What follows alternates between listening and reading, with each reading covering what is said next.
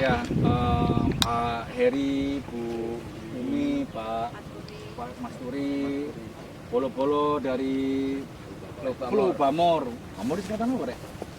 Predator. Flores sama, Pak? Hah? Flores sama. Flores Barat Timur. Flores Barat Timur. Oh, jadi kan orang Flores. Kan, dulu pernah lama di Kupang kan. Oh, Kupang.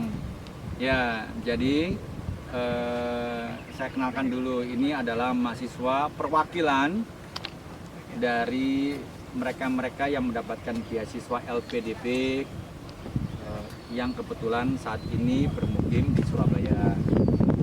Ada 4 universitas yang terafiliasi dengan asrama mahasiswa Nusantara. UNER, UNER, ITS, UNESA, sama UPN. Nah, kebetulan ada yang sedang ujian, ada yang kuliah. Nah, ini yang saya bawa yang kurang lebih ada kaitannya dengan pembudidayaan ikan dan seterusnya. Tetapi sebenarnya baik langsung maupun nggak langsung itu pasti akan ada hubungan ya, seluruh disiplin ilmu, bahkan termasuk yang berkaitan dengan administrasi.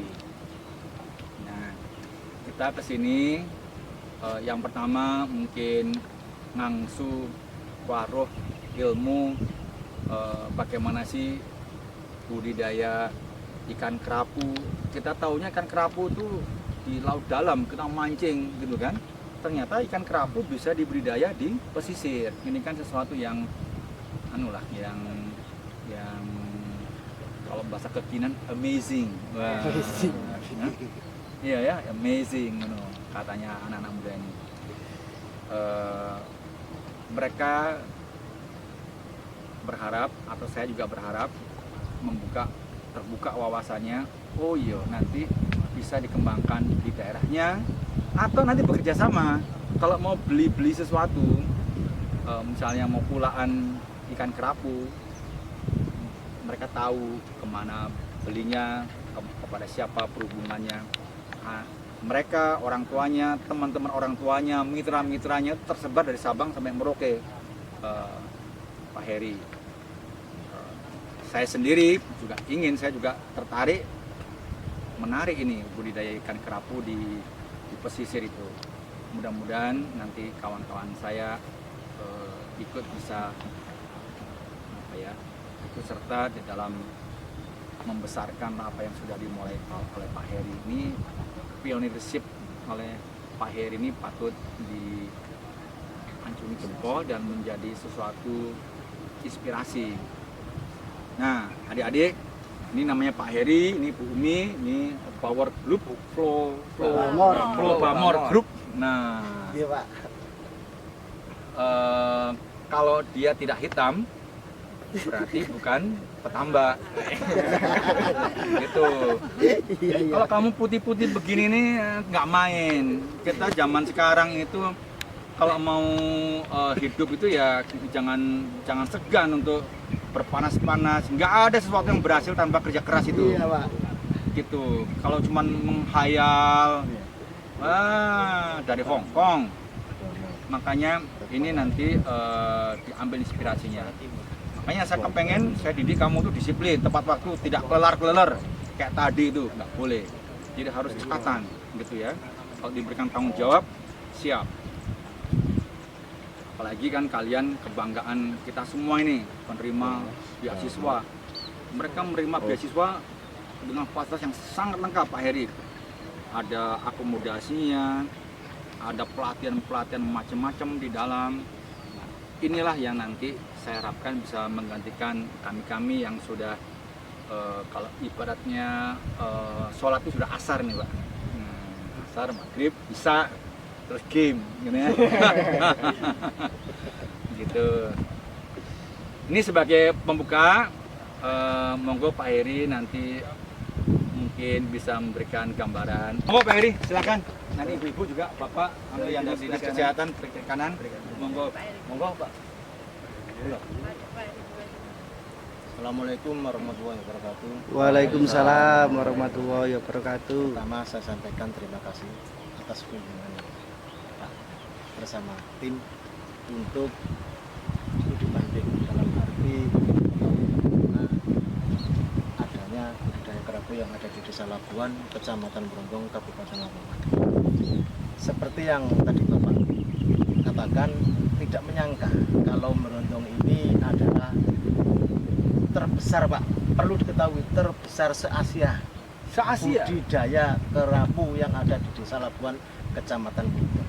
Wow. Tepuk tangan, tepuk tangan. Untuk perlu diketahui, Pak, Labuan ini terdiri dari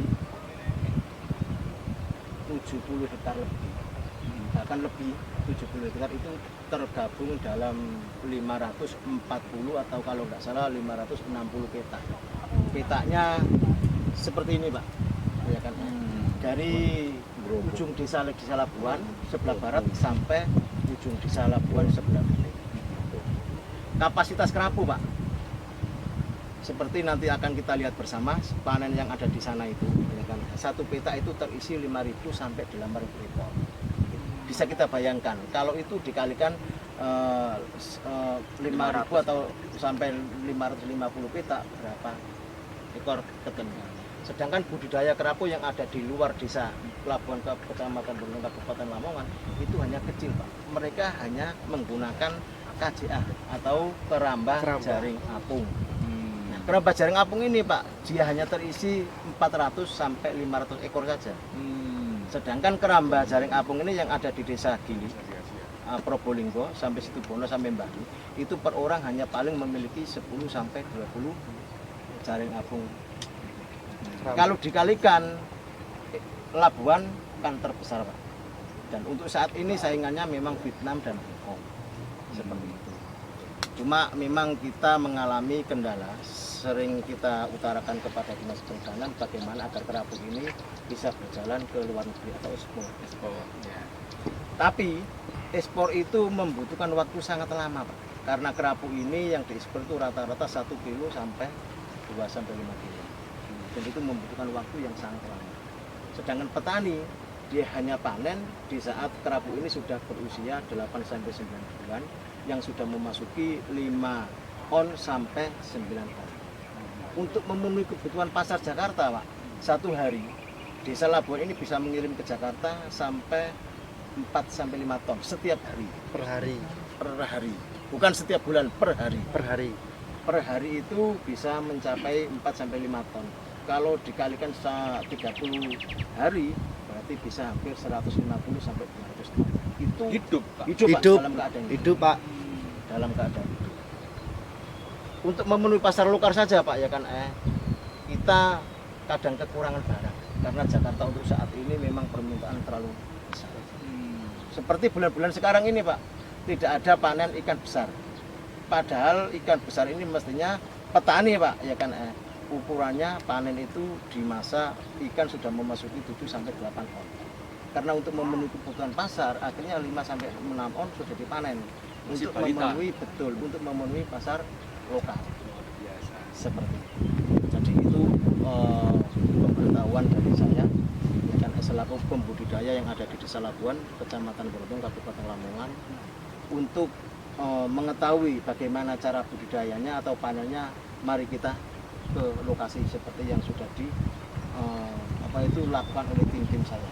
Ya. Monggo. Ya, ayo, ayo.